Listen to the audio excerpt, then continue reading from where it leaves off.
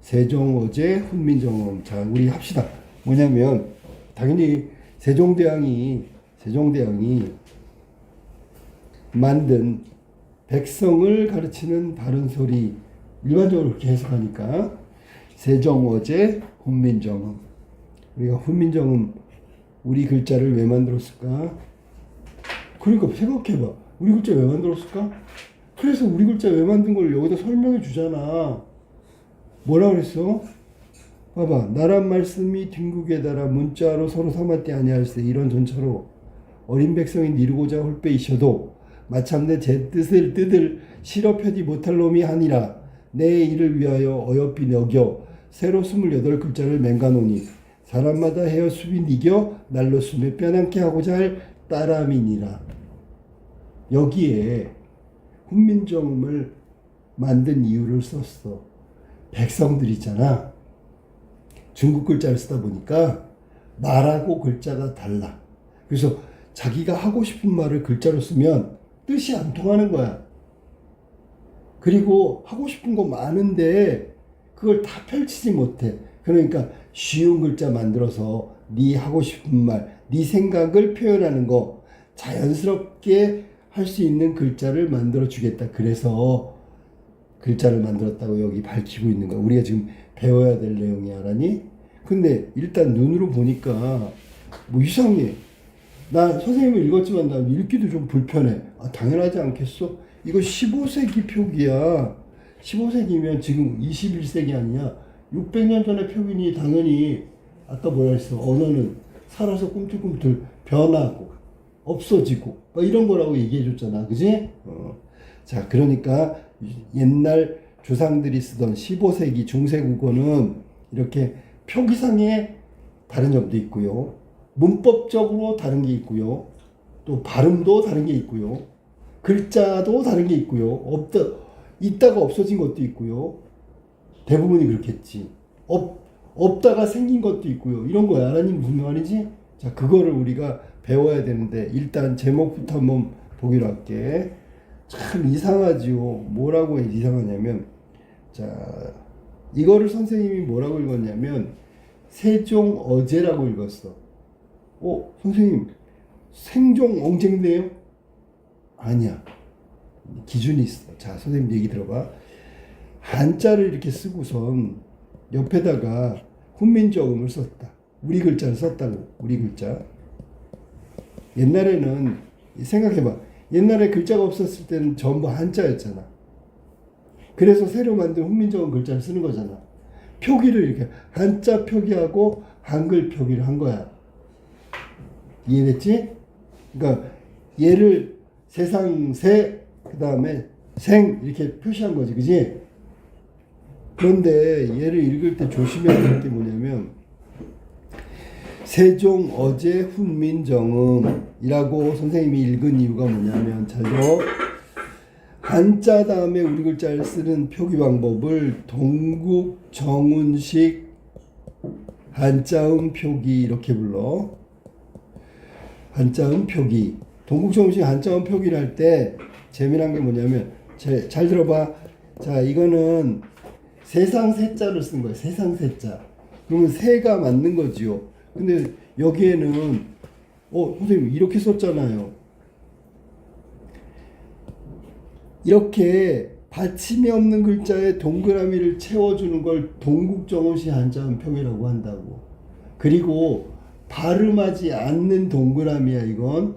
그럼 발음하는 동그라미는 뭐냐면 여기 있는 동그라미야. 얘는 종자인데 종자가 마루종자야. 마루종. 꼭대기란 뜻이야. 그러면 얘는 종이잖아요. 원래 받침이 있지, 그지? 그러면 얘 표기가 어떻게 되냐면 종. 잘 들어? 얘는 새라고 있는데 얘는 왜 종이라고 읽어요? 이렇게 되기 때문에 꼭지가 있단 말이야. 이건 음가가 있는 동그라미야. 이응이란 말이야. 하지만 얘는 음가가 없는 동그라미니까 쉐라고 읽어야죠. 그래서 세종어제 이렇게 읽어야 되는 거야. 알았죠? 음가가 없는 동그라미에 음가가 없는 글자에 동그라미 받침 그냥 채워놓는 걸 동국정운식 한자음 벽이라고 한다. 얘가 두 개가 동그랗종식 한자음 벽이 얘는 미안해. 얘 두 개가 한자음 벽이 얘는 셰라고 읽고요. 얘는 어라고 읽어야 되는 거야. 알았어? 얘는 종자 이게 뭐야? 얘도 마찬가지네.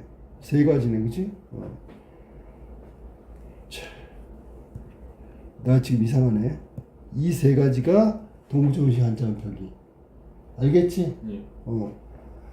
받침이 없는 글자에 동그라미를 채워준다. 발음 안 한다. 동국정시 한자음 표기. 까먹지 마, 알았지?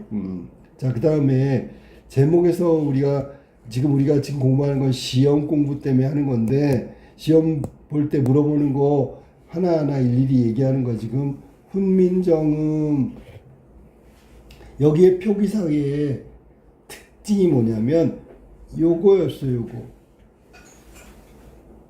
지금은 없는 글자지, 그지? 여린 히읗은 이응하고 히읗의 중간 발음이야. 그러니까 훈민정 이렇게 읽어야 돼. 그러면 읽는 사람이 불편하지요. 훈민정 훈민정 이렇게 읽으면 확실하게 읽을 텐데 이건 애매하잖아, 중간이니까. 그래서 만들자마자 없어졌어.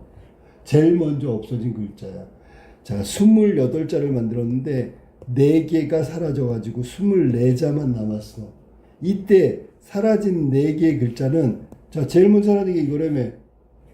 10원 가지고 산에 가서 사과를 먹었더니 씨만 남았다. 이렇게 순서대로 없어진 거야. 만들자마자 없어진 건 뭐라고? 여린 히읗. 없어진 건 대부분 발음하기가 불편하고 아니면 중간 발음이고 애매하고 또 겹치고 그래서 없어진 게 대부분이야. 그래서 요거 알려줄게. 28자를 처음에 만들었는데 4개가 없어졌는데 그게 순서대로 10원 가지고 산에 가서 사과 먹었더니 씨만 남았다. 그냥 외워도 요 순서대로 없어졌다. 그래서 결국 20넉자만 남아있다. 알았지요? 여기서 지금 훈민정음의 음자가 바로 만들자마자 사라진 글자, 자음이다. 자, 그럼 본문 한번 볼까? 자, 시험 문제를 공부한다고 얘기했으니까 잘 봐봐. 나란 말싸미, 진극에 이렇게 하나 나누어서 공부해야 돼. 알았어? 자, 제일 처음에 나란 말싸미에 나와 있는 중세 표기 문법 특징을 보면 뭐냐면 요거야. 나, 랏,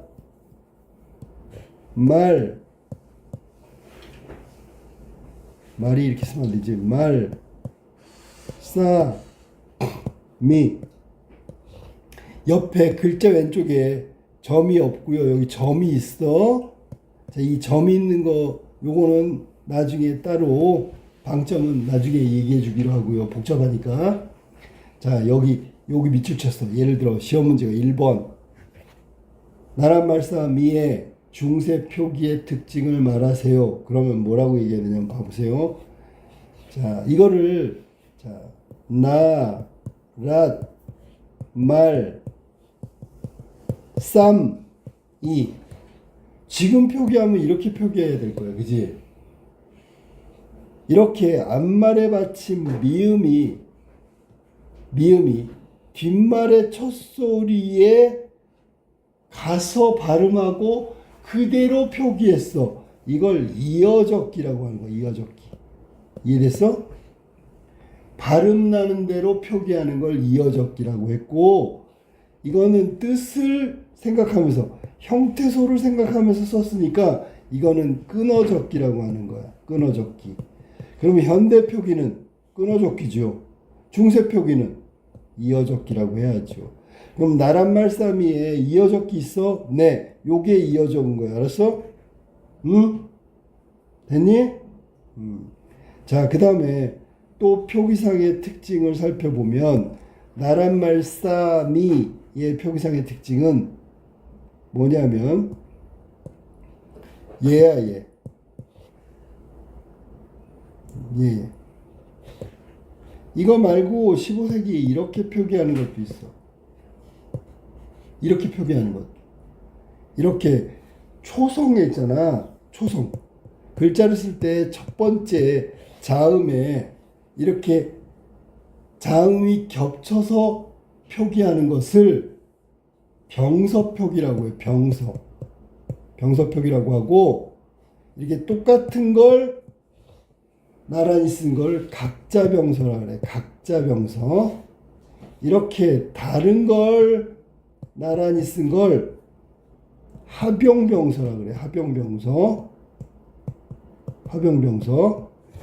자, 그래서 나란말싸미에는 요 쌍시옷이 각자병서야. 자, 나란말싸미에 나타난 중세표기의 특징은 뭡니까? 그러면 이어적기 각자병서라고 하면 돼. 그럼 더 이상 물어볼 게 없죠. 방점이 일단 한꺼번에 설명하고요. 자, 그래서 나란말싸미에 나오는 시험 문제는 이거다. 알겠지요? 자, 그 다음에 두 번째로 갈게. 이렇게 하나하나 다 해야 돼.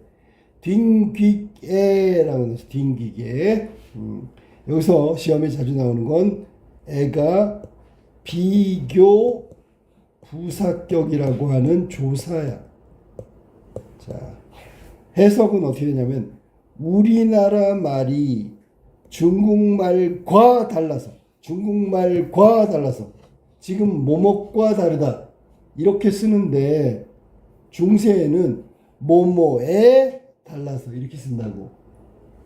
이거는 현대의 비교 부사격이고 이거는 중세의 비교 부사격이야. 이거 물어본단 말이야. 알았니? 그 다음에 동국정음식 한자음 표기 아까 선생님이 받침 없는 글자에 동그라미를 채워준다고 했었잖아. 이거 말고 동국정음식 한자음 표기 중에 중국의 이상음이라고 했어. 한자의 이상음, 현실음이 아니라 요거의 반대는 현실음인데 현실음으로 쓰면 중, 귀, 구, 에 이렇게 써야 되는데 얘는 어떻게 써서 딩, 귀, 에 이렇게 썼지. 마치 영어로 할 때 카메라 아니 노 캐머러 이렇게 쓴 거야. 알았니? 이렇게 한자를 이상음에 가깝게 쓴 거를 동국정음식 한자음 표기라고 해. 두 번째야. 동국정음식 한자음 표기 1번 받침이 없는 글자에 동그라미를 채워준다. 발음 안 한다. 두 번째 이상음에 가깝게 원래 한자 발음대로 한다. 북경이라는 거 베이팅 이렇게 하는 거랑 똑같은 거야. 자, 그러면 동국정음식 한자음 표기 다시 한번 확인해 볼게. 원래 세자인데 동그라미를 채워준다. 동국정음식 한자음 표기. 두 번째 이상음에 가깝게 쓴다. 동국정음식 한자음 표기. 두 번째 빼난 동국정음식 한자음 표기. 윙하여 한자음 표기. 문자로 짜짠데 짱이라고 썼지. 이거 전부 다 동국정음식 한자음 표기에 해당되는 거니까 까먹지 마. 5개 알아도 알았지? 자, 그러면 우리가 지금 배운 딩규기에는 비교 부사격 동국정음식 한자음 표기.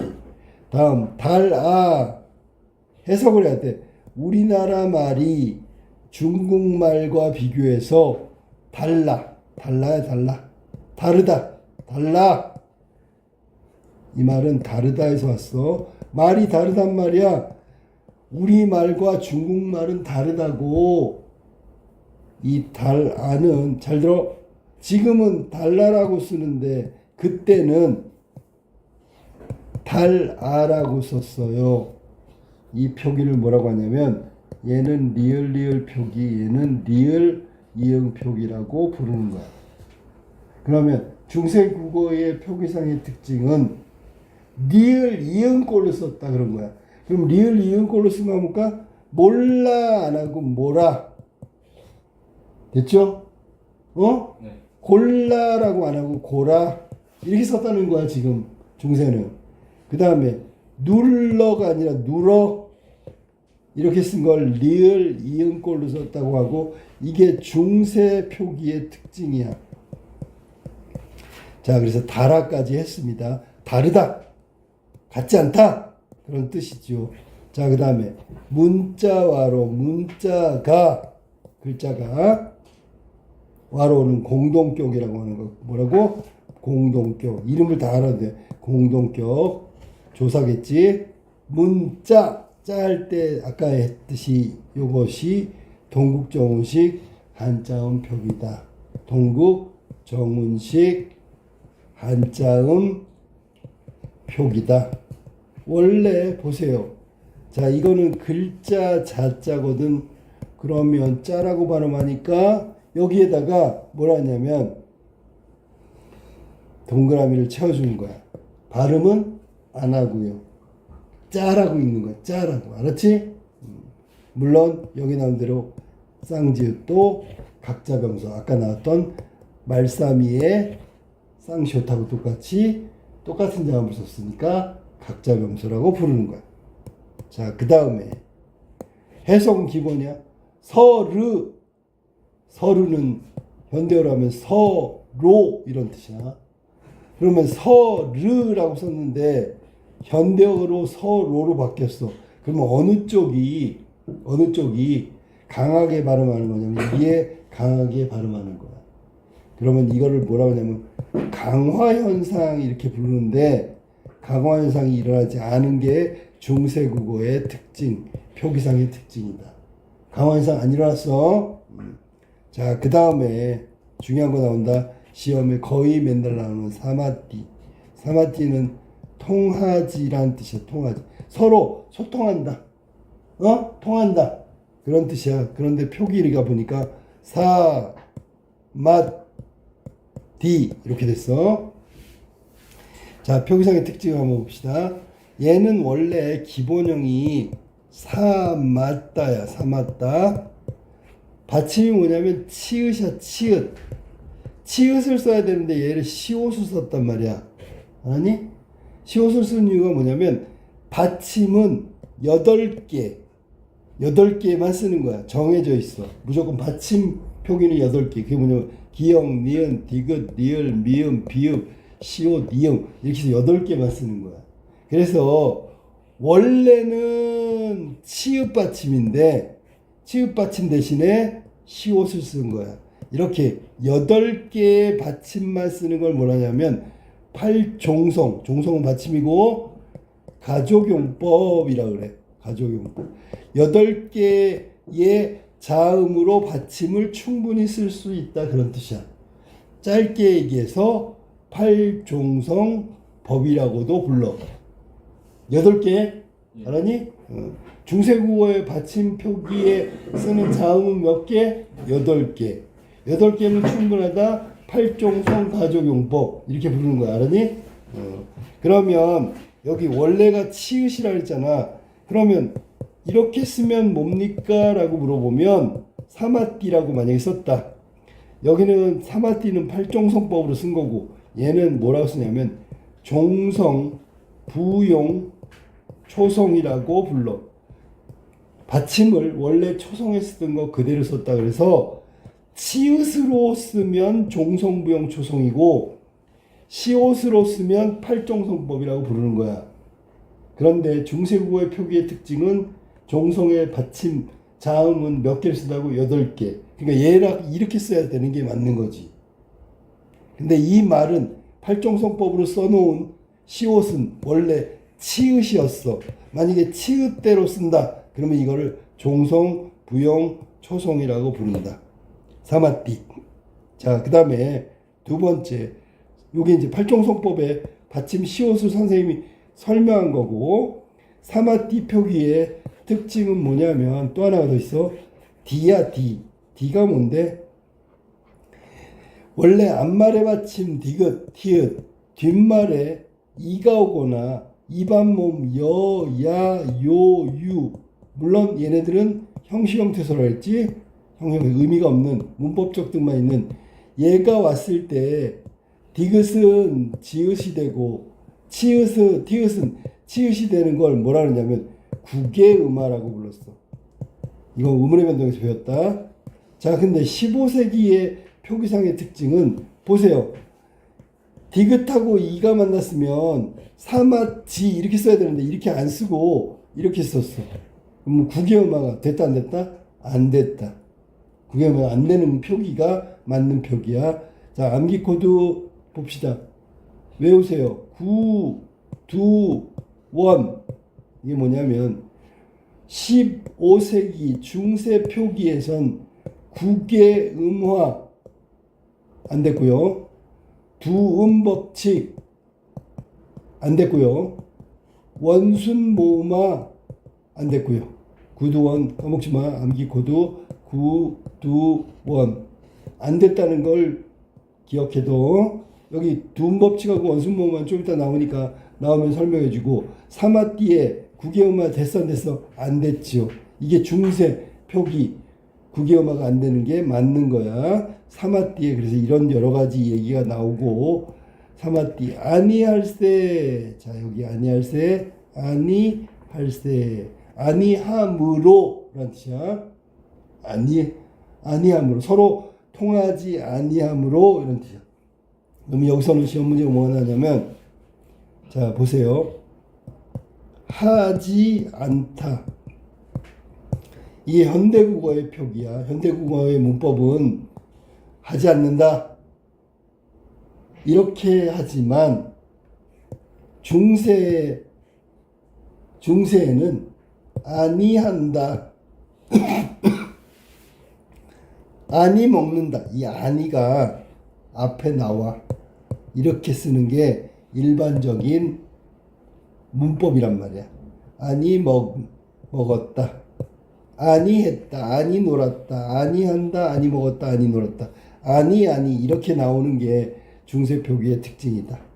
그래서 아니함으로 아니하기 때문에 통하지 않기 때문에 라고 해석하면 되고 자 그 다음에 나오는 게 뭐냐면 이런 전차로 자 전차라는 말은 보세요. 전차라고 나왔는데 이 전차라는 말은 까닭 이유를 말하는 거야.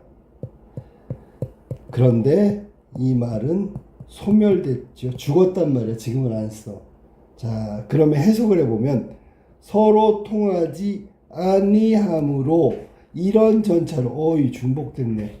왜냐하면 서로 통하지 아니하기 때문에 여기 이유 원인이 나왔는데 또 전차가 나왔어. 이건 중복된 거야. 그리고 전차는 지금 사라진 말이다 라는 게 중요해. 뜻은 까닭이나 이유를 말한다. 자, 그 다음에 다음으로 갈게. 어린. 이 어린은 어리다가 기본형이고 여기서는 중세에는 어리석다 라는 뜻이야. 그래서 지금은 나이가 어리다로 바뀌었어. 아까 언어의 역사성 중에 언어가 뜻이 막 바뀌지요. 그런데 이 어리다가 어리석다로 바뀌었는데 얘네 둘의 관계는 아무런 관련이 없지요. 그러면 의미가 전혀 관계없는 뜻으로 바뀌었다라고 하는 거야. 어린, 중세는 어리석다, 현대는 나이가 어리다. 전혀 다른 뜻으로 변했다는 뜻이다. 어린 됐고요. 자, 그 다음에 나오는 건 백성, 어린 백성이, 어리석은 백성이, 이 니르고저 나왔네. 백성이, 이건 조사고. 자, 지금 보니까 띄어쓰기 안 했네. 띄어쓰기 안 했다. 이거 중세국어 표기의 특징. 지금 계속 얘기하고 있는 거야. 자, 띄어쓰기 안 했다. 맞았죠? 중세국어 표기의 특징. 그 다음에 니르고저가 나왔는데 자, 얘 기본형은 니르다. 니르다라는 얘기는 말하다라는 뜻이야. 그러면 원래는 지금 현대 표기라면 이르다가 말하다야. 자, 이르다가 말하다야. 그때 중세에는 니르다라고 썼단 말이야. 그러면 아까 배웠던 두음법칙이 안 됐지요. 중세국어 표기의 특징 두음법칙 안 됐다. 현대국어는 현대국어는 두음 법칙이 된다라는 뜻이야. 그러니까 중세국어의 특징은 두음 법칙 안 된다. 아까 구두원 했었잖아. 구개음화 안 됐고요. 두음 법칙 안 됐고요. 두음 법칙 안 된 단어가 바로 니르고조란 말이야. 자, 그 다음으로 갈게. 니르고조 다음에 나온 게 홀빼이셔도. 자, 홀빼이셔도. 이건 좀 어려운 거니까 잘 봐. 자, 홀빼이셔도라고 표기했는데 여기 중요한 게 있어. 얘가 열인이읒인데 여기서는 발음이 아니고요. 발음 기호야, 기호. 발음 기호. 그러니까 발음을 어떻게 해야 되는지를 여기다가 표시해 놓은 거야. 어떻게 표시했냐면 얘가 있으면 끊어 읽어라는 뜻이야. 절음부호라는 뜻이야. 절음부호. 자, 그러면 얘가 없으면 어떻게 읽어야 되냐면 홀배라고 읽어야 되는데 여기에 얘가 들어가면 홀 이렇게 끊어 읽으란 얘기야. 끊어. 그래서 얘가 배로 읽는 거야. 홀배 있어도 홀배 있어도가 아니라 홀배 있어도 이렇게 해서 요거는 발음기호 절음부호라고 하는 거야. 이런 걸 뭐라고 하냐면 이영보래라고 해. 잘 들어. 어렵다 그랬지. 여기에 여린 히읗은 발음하는 게 아니라 발음을 짧게 끊으란 뜻이고 리을을 길게 발음하지 말라는 발음 기호처럼 쓴 거고, 이 여린 히읗을 문법적으로 뭐라고 부르냐면 이영보래라고 한다고. 이영보래. 이게 뭐냐면 여린 히읗으로서 리을을 보충한다 그런 뜻이야. 여린 히읗으로서 리을을 보충한다. 그래서 여린 히읗이 끊어 읽으라는 뜻의 발음기호처럼 쓰였다. 그래서 끊어 읽으면 빼라고 발음하는 거고요. 만약에 이걸 발음으로 하면 홀배가 되니까 잘못 발음한 거야. 빼라고 발음하게 만드는 건 바로 여린 히읗 때문에 그런 거야. 그때 이걸 이영보래라고 한다. 문법적으로 정확한 이름은 절음부호, 끊어 읽어라는 뜻이야. 이게 홀배에 해당되는 거야. 자, 그 다음에 마참내로 가볼게. 그 다음에 나온 게 마참내. 당연히 이 마참내는 마침내가 되겠지. 마침내. 뜰들 나왔네. 뜰들. 자, 지금은 뜻을 이렇게 쓰는데 15세기에는 뜻을 이거는 끊어 적은 거지. 근데 끊어 적으면 안 된다 그랬잖아. 이걸 이어 적으면 뜨들이 되는 거야. 이어 적는 게 기본이라고 그랬으니까 이거 이어 적은 거야. 됐죠? 그 다음에 아까 나왔던 쌍시옷의 쌍시옷, 쌍지읒의 쌍지읒. 얘를 뭐라고 부르냐면 각자 병서라고 불렀어. 병서. 똑같은 걸 두 개를 나란히 썼다 그래서 각자 병서인데 얘는 다른 거를 합쳐서 썼기 때문에 비읍 디귿 초성은 이거를 합용병서라고 부른다. 합쳤다고 생각하면 돼. 나란히 쓴 거를 병서 합쳐서 썼으니까 다른 거를 합쳐서 썼으니까 합용병서 이렇게 부르는 거야. 그러니까 이 뜨들에 나타난 중세국어의 표기의 특징은 이어 적었고요. 비읍 디귿 초성은 합용병서로 적었다. 이렇게 얘기하면 되는 거야. 자, 그 다음에 실어가 나오네. 실어는 능히란 뜻으로 해석하면 되고요. 표디는 표디. 눈에 띄네. 원래 표지잖아. 지금 펴지. 펼치지.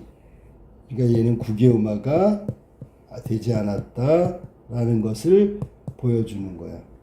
자, 그래서 자기의 뜻을 능히 펼치지 못할 놈이 아니라. 자, 못할 놈이 아니라에 놈이 아니라 볼까? 놈이 하니라.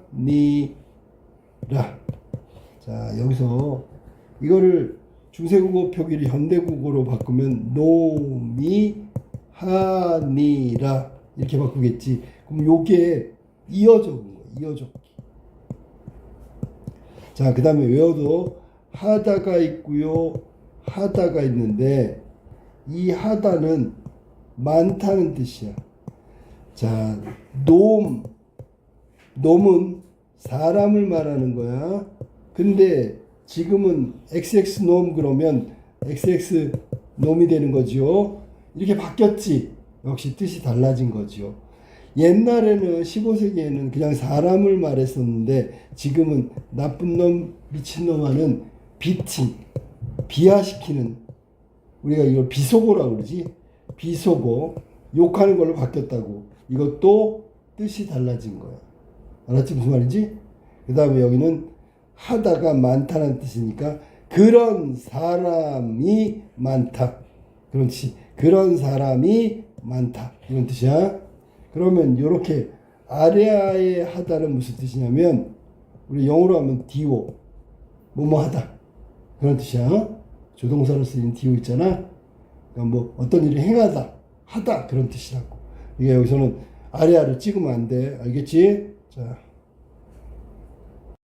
내 일할 위하여 여기 지금 보면 위하여인데 윙하여 이렇게 돼 있지, 그지? 동국정원식 한자음 표기. 한자음 옆에 우리말 쓸 때 원래는 위인데 여기 받침이 없는데 동그라미 채워주는 거예요. 동국정원식 한자음 표기라고 하는 거야. 동국정원식 한자음 표기였다. 그 다음에 내, 여기서 내가 누굴까? 당연히 세종대왕이겠지. 내 일을 위하여, 누구를 위하여? 백성을 위하여인데 여기 보니까 어여삐란 말은 옛날에는 불쌍히 이런 뜻이야. 그런데 지금은 예쁘다라는 뜻으로 바뀐 거야. 이런 걸 어의가 즉 말의 뜻이 변했다고요. 어의 뭐 전성 뭐 이렇게도 얘기하는데 뜻이 변화한 예에 해당되는 거야. 어여삐 너겨 여기다 그런 뜻이야. 너겨는 여기다 그런 뜻이라고. 자, 그러니까 여기에 보면 세종대왕이 있잖아. 이게 창조정신 나중에 해보자. 그 정신은 나중에 하고. 너겨 여기다라는 뜻이야. 새로 스물, 자 스물 지금 어떻게 바뀌었지? 스물, 자 우로 바뀌었죠. 의가 우로 바뀌었어. 이걸 원순모음화라고 하는 거. 뭐라고? 원순모음화. 원순모음이 바로 우를 말하는 거니까. 자, 원순모음화 됐다 안 됐다? 안 됐다.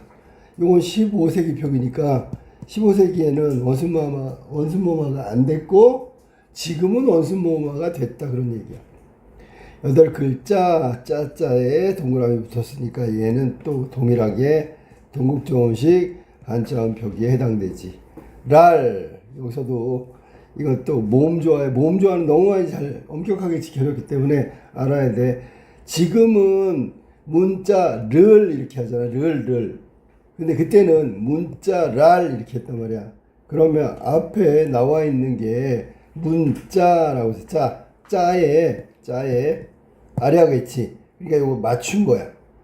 모음, 양성모음은 양성모음 길이, 음성모음은 음성모음 길이 맞춘 걸 모음조화라고 했는데 모음조화가 엄격하게 지켜졌단 말이야. 그러니까 15세기에는 모음조화 엄격하게 지켜졌다. 이렇게 알고 있으면 돼. 자, 그 다음에 다시 한번 복습할게.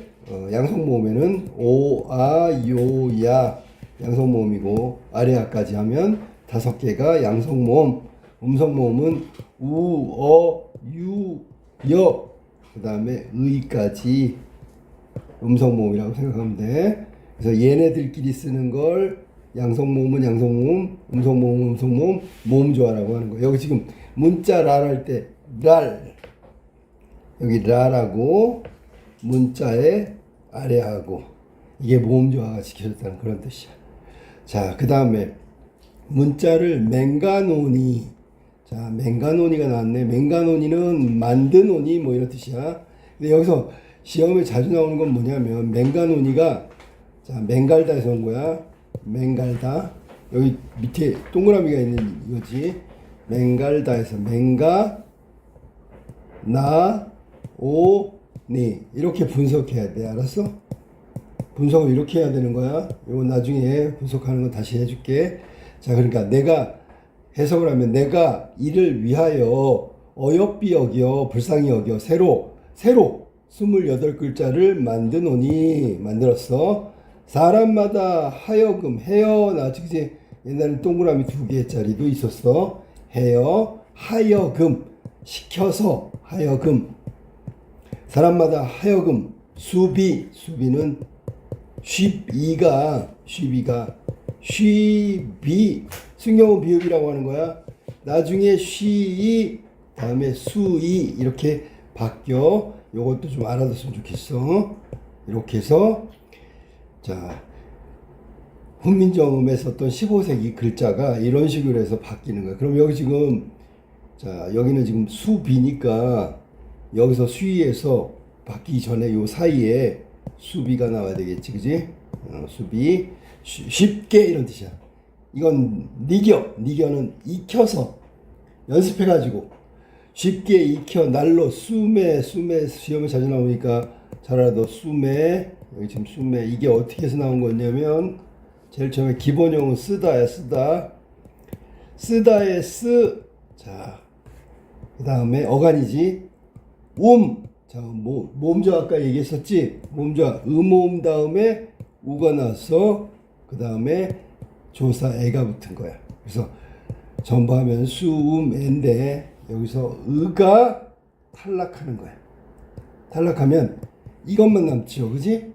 그 다음에 얘가 숨에 이렇게 되는 거고 이어져 보니까 수매 이렇게 된 거야. 쓰다라는 얘기는 사용하다 그런 뜻. 사용하다 쓰다. 우리 이걸로 말하면 되겠지. USE.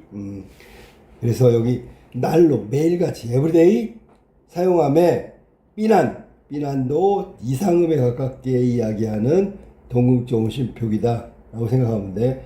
우리말로는 편안 이런 데에는 중국 발음처럼 삐난 이렇게 했단 말이야. 자, 삐난케 하고자 편안하게 하고자 할 따름이다. 다른 거 필요 없어. 편안하면 돼. 오로지 편안한 것만 생각하고 만든 거야. 이렇게 된 거야. 이게 지금 여기까지 설명한 게 훈민정음 창제 취지에 대한 설명이야. 그러면 이 창제 취지 속에 정신이 있단 말이야. 정신을 알아야지. 첫 번째, 우리나라 말이 중국말과 다르대. 우리는 우리고 우리말이고 중국 글자는 중국 글자야. 이걸 무슨 정신이라면 자주정신이라고 하는 거야. 우리는 중국말하고 달라.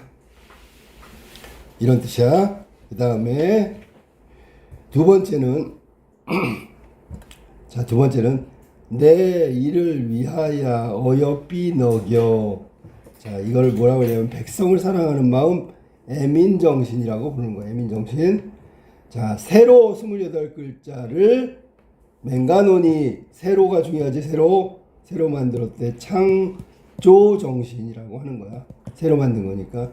마지막에 날로 쓰매 편안하면 최고야. 이거를 실용정신이라고 하는 거야. 그래서 이 훈민정음에는 이렇게 훈민정음 창제할 때 가지고 있던 어떤 마음, 세계, 정신 이렇게 4가지가 있는데 정확하게 알아뒀으면 좋겠어.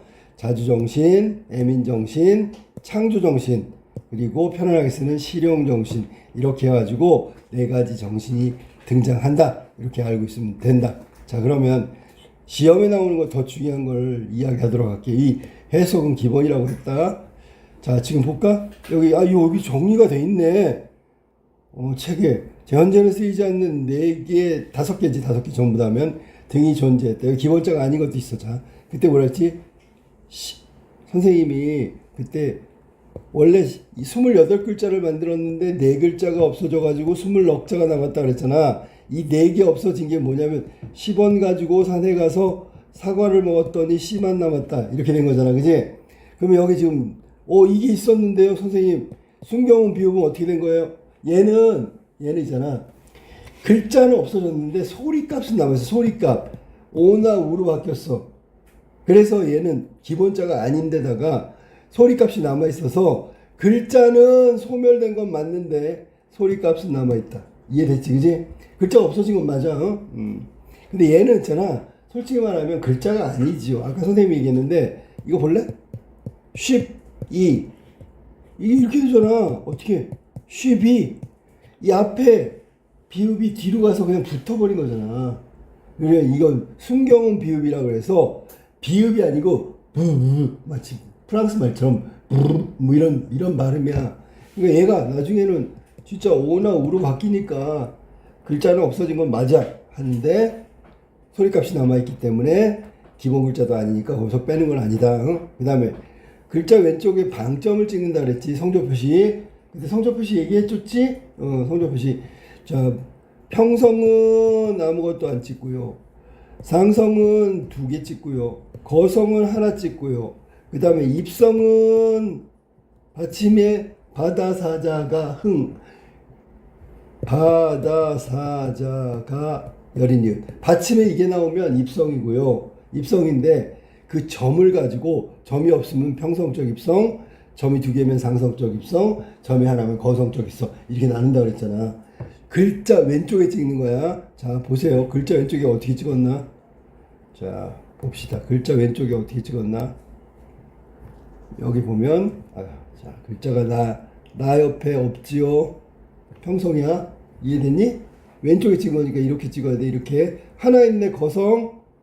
이해됐어? 뭐 여기 2개 있네. 그럼 상성 이렇게 되는 거야. 글자 왼쪽에 점 찍어서 성조 표시. 성조는 소리의 높낮이를 말한다. 높낮이, 높고 낮은 거.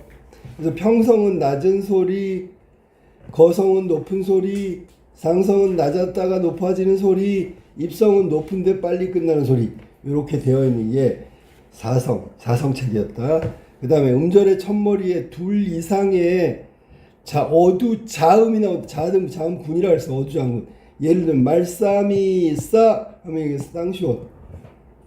그 다음 수메는 비읍시옷. 자, 그래서 이렇게 똑같은 걸 2개 쓰면 각자병서라 그랬지. 이거는 다른 거니까 하병병서라고 하는 거. 병서라는 말 자체가 나란히 쓰다 그런 뜻이야. 나란히 병서 글자 쓰는 거야. 알았니? 이거 밑에 쓰면 되지. 병서라고 선생님 지금 썼어. 병서는 이렇게 병자가 나란히 병자야. 글자 모양도 이렇게 똑같은 게 2개 나란히 있잖아. 그래서 병서라고 하는데 문제는 이렇게 똑같은 걸 2개 쓰면 각자 병서라고 얘기했었지. 다른 걸 쓰면 합쳐졌으니까 합병병서. 암기해도 이런 게 있었다 없었다? 있잖아. 증거를 대봐. 여기 있잖아. 이렇게 어두자음군 서로 다른 글 자음이 2개 겹쳐서 심지어 3개짜리도 있어. 알았니? 자, 이런 게 있었어. 네. 지금 15세기 중세국어의 특징이니까 첫 번째 이런 글자들도 있었는데 소멸했고요. 성조 표시 높낮이도 있고요. 어두자음군 있었어. 그 다음에 요거를 선생님이 또 알려줄게요. 자, 주격조사는 주격조사부터 해볼까? 지금 주격조사 해볼까? 그러면 는, 이, 가 이게 주격조사야. 현대국어의 주격조사는 이래. 자, 그런데 15세기의 주격조사는 자, 이가 있고요. 막대기가 있고 제로 주격이 있어. 제로 주격. 응? 자, 이가 처음에 나올 때 잠깐만. 얘가 주격조사인데 동그라미가 있는 거야. 언제냐면 앞에 글자가 받침이 있어야 돼. 받침이 있으니까 동그라미가 있는 거야. 됐니? 자, 얘는 막대기 이는 앞말이 모음으로 끝나는 거야. 모음. 그런데 이 모음은 제외야. 제외. 이해됐냐? 이 모음 말고 우 막 이런 걸로 끝나면 주격조사가 막대기가 되는 거야. 그러면 이 제로 주격, 이건 제로니까 없는 건데 그냥 표시한 거야. 주격조사를 안 쓴다는 뜻이야. 이 경우는 언제냐면 지금 나온 이 다음에 2로 끝나면 그 다음에 안 쓰는 거야. 자, 그럼 뭘까? 주격조사. 자, 이거 맞춰 한번.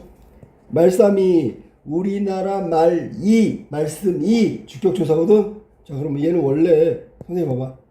말싸미 이렇게 됐지? 그럼 얘는 원래 그 다음에 여기에 나오는 게 뭐냐는 거야. 주격조사가. 아까 선생님 뭐라 했어? 미음 받침으로 끝났지. 그러니까 얘가 이렇게 나와야 되는 거라고. 이해됐어? 자, 그 다음에 또 주격조사 찾아볼게. 여기 있네. 이런 경우에도 놈 이가 돼야 되겠지, 그지? 이해됐어? 이해됐어? 자, 그 다음에 주격조사. 요것도 주격조사지요. 내가 라는 얘기니까. 내가. 알았어?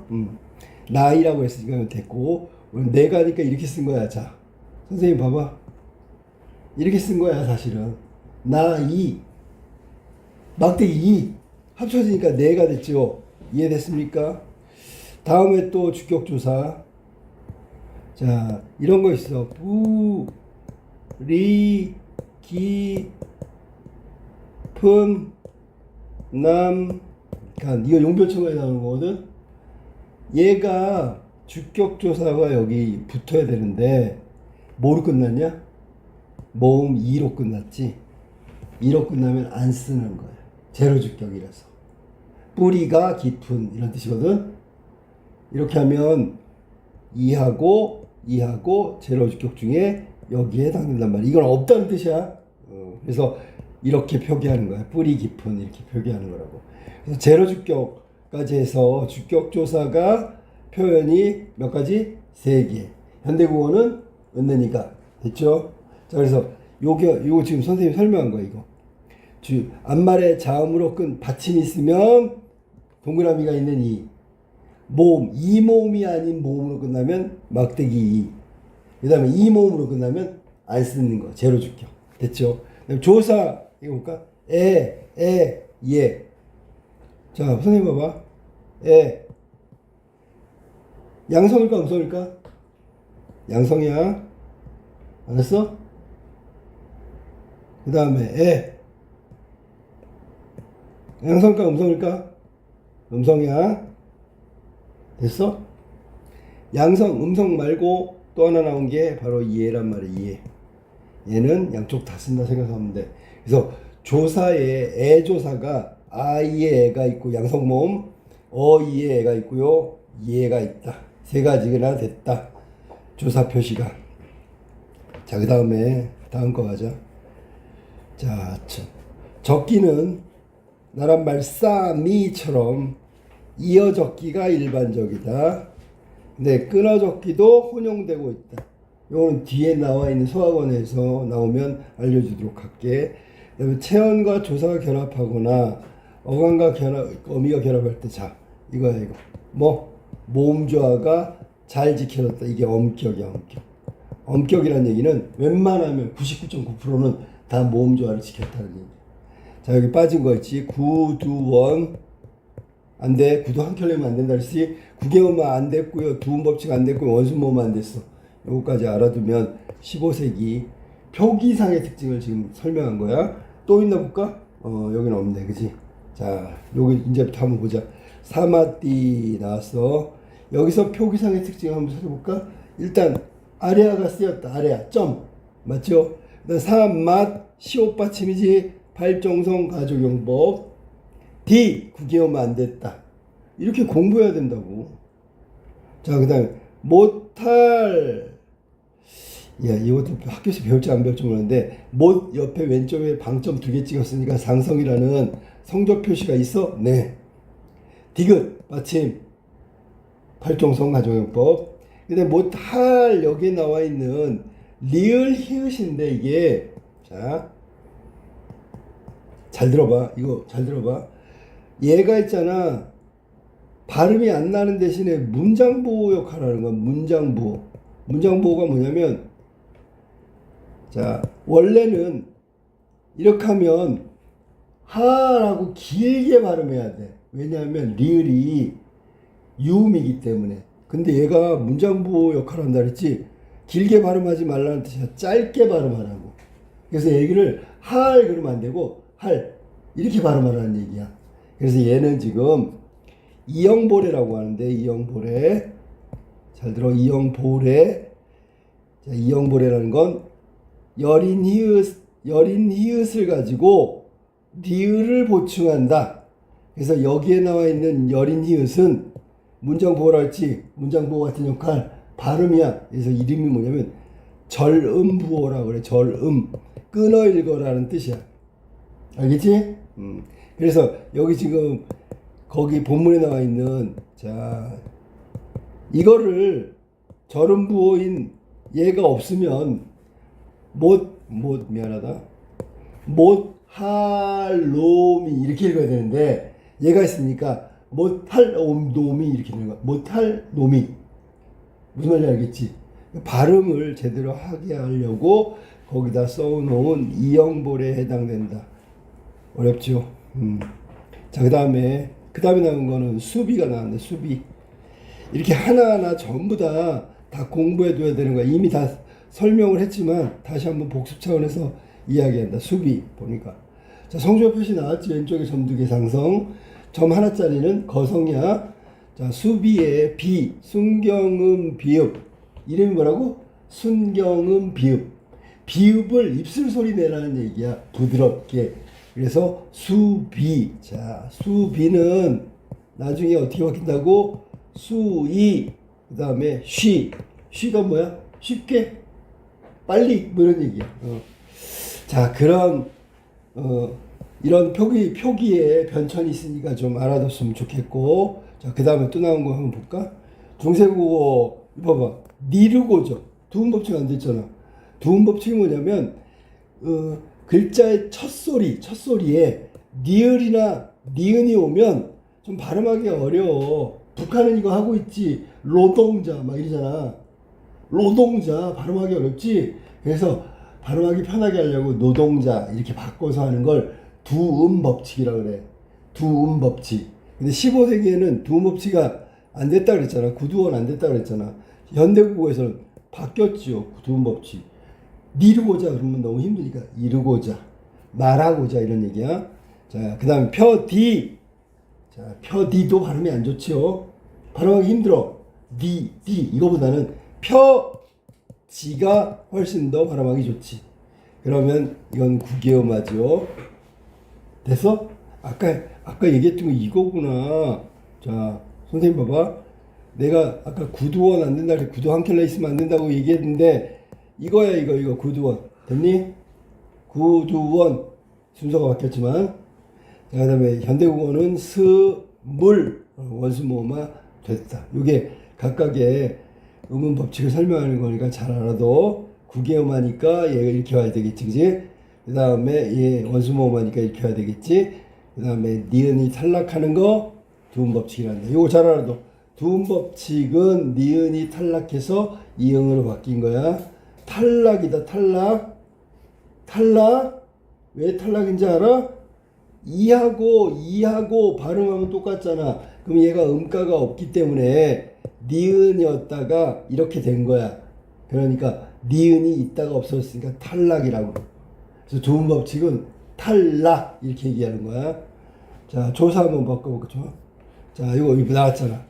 자, 우리나라 말이 중국과 달라서 말하고자 하는 바가 있어도 이렇게 하면 현대국어잖아. 그러면 위에 보면 중세국어의 주격조사는 이 세 가지가 있었다 그랬잖아. 이거 찾아야 돼. 앞말에 받침이 있으니까 동그라미가 있는 이가 나와야 되겠지, 그치? 그 다음에 진귀애, 이거는 진귀애니까 어디에 비교 부사격 조사라고 이름 알아도 이름이 정확하게 얘기하면 조사인데 비교하는 거야. 누구누구와 달라서. 니르고저 홀배. 자, 나왔다. 홀배. 배는 바 플러스 이하이. 왜냐하면 모음으로 끝났잖아. 이가 아닌 모. 그러면 막대기 이. 이해되니? 만약에 2로 끝났으면 제로가 나와야지. 없어져야 되지. 자, 그래서 15세기의 주격조사 얘는 이거고요. 얘는 이거고요. 비교 부사격 조사는 애가 거기에 해당되고 지금 현대 국어에서는 비교 부사격이 과로 바뀌었다. 이렇게 하면 돼. 자, 그 다음에 의미변화. 어린 이거는 나이가 지금 현대국어에서는 나이가 어린이지만 어리석은 이런 뜻이지. 그리고 놈이 보통 사람인데 XX가 이렇게 되는 거야. 이해됐어? 어여삐는 불쌍히 라는 뜻이었는데 지금은 어여쁘다, 예쁘다 라는 뜻이 알았니? 이렇게 바뀌었어. 그러면 뜻이 바뀐 거지, 그지? 얘도 뜻이 바뀐 거지. 얘도 뜻이 바뀌었는데 여기서 놈이는 사람 전체를 얘기하다가 XX 특정을 하기 때문에 의미가 축소된 거야. 그리고 이 어린하고 어여삐는 뜻이 달라졌잖아. 이거는 의미가 축소되고 확대된 게 아니라 어이가 변했다라고 얘기하는 거지. 뜻이 달라졌다. 됐니? 이거 다 전부 다 변한 거지만 특히 노미는 축소야, 축소. 모든 사람을 가리키다가 XX 저놈 이렇게 그 딱 특정을 지었단 말이야. 그러니까 지시하는 범위가 줄어들었으니까